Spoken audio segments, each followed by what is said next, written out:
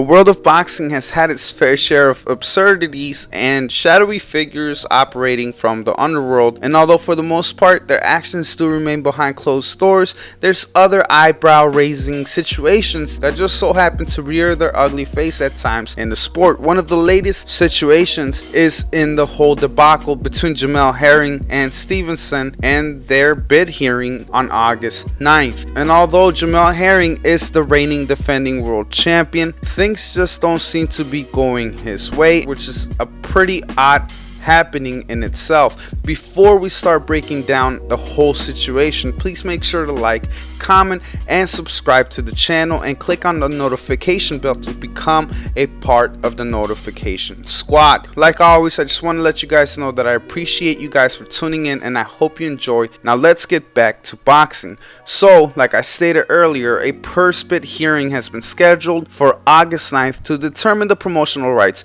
for the WBO junior lightweight title.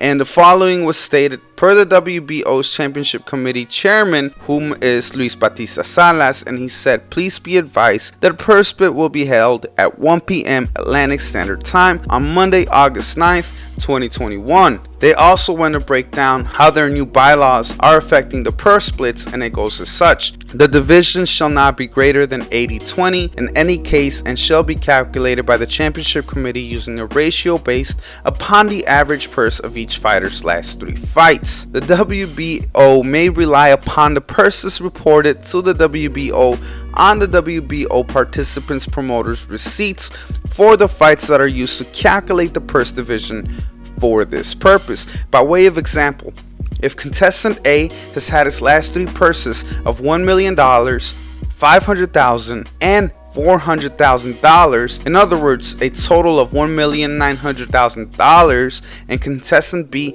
has had his last 3 purses of $1 million, $2 million, and $2.5 million, which equates to a total of $5.5 million, the purse division will be as such: $1,900,000 from fighter A, and you divide it by $7.4 million, which is a lump sum total between both fighters' last 3 purses, and that gives him roughly a 25.68% for contestant A. On the other hand, $5.5 million will be divided by $7.4 million for contestant B, and that gives them a grand total share of 74.32% of the split, which is completely biased towards the A side of the fight. In regards to the specific fight, the following was stated: wherefore, having this committee confirmed each fighter's last 3 reported purses, and having the WBO World Championship Committee the power and authority conferred by its governing rules to establish purse split ratios per the applicable provisions, it is hereby determined as follows. The applicable purse split shall be 63% in favor of Mr. Stevenson and the remaining 37% in favor of Mr. Herring. Now, this is not too far off from the 60-40% that you generally see between the A side and the B side, so forth and so on. But in this particular case, Shakur Stevenson truly isn't that much bigger of a star. I mean, the kid is being built towards one, and Bob Arum really is banking on him becoming potentially one in the future. Do I see him becoming a star?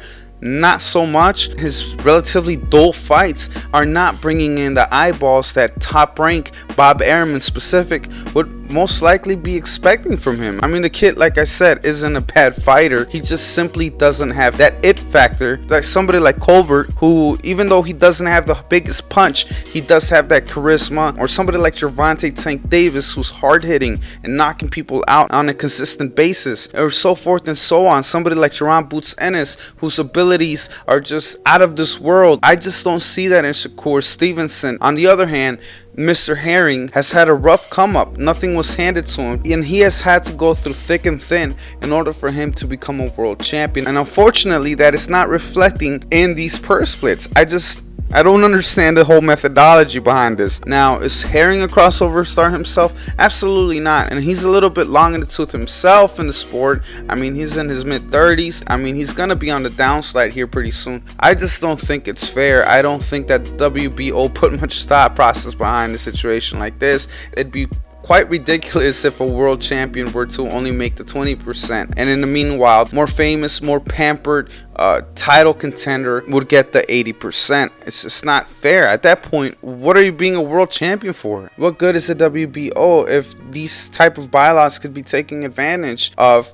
And it just doesn't really seem fair whatsoever. Regardless, even Jamel Herring was pretty surprised at this whole ordeal. He went on his Twitter and stated the following: "For the past couple of weeks, I thought the fight was basically a done deal. I've agreed to everything my team brought to the table, so this bid comes as a shock. But I'm more blown away looking at the split. This is how they do you when they want you to quit or walk away." And he's completely right on this one. I mean, this is quite ridiculous, and even the world champion himself, for the very organization that is trying to institute this split, if it does ultimately get decided per a bid, he sees it as a laughing matter because of how ridiculously out there this whole scenario is and how they formulated their split. It's just truly disgusting to see something like this go down, especially to a Jamel Herring, one of the nicer, coolest, down-to-earth world champions. Regardless, I hope that everything is able to get resolved before it goes down to that 63-37% split.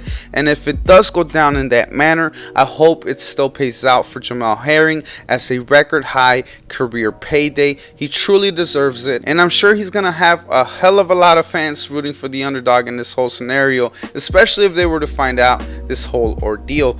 Regardless, let me know what you guys think about this whole situation in itself and how badly this could be taken advantage of when it comes to the bigger fighters in the sport. How fair would it be for the world champion to be making less than the title contender? And even though it's not out of the realm of possibility that the challenger makes more than the world champion himself, I just think that this whole theory and breakdown that the WBO is trying to apply is a little far out there. Do you guys agree with me? Let me know in the comment section below. Who do you want to see win this fight? And do you guys agree with me? Is Shakur Stevenson, is he going to be a crossover star, or is he limited to just the boxing head circuit?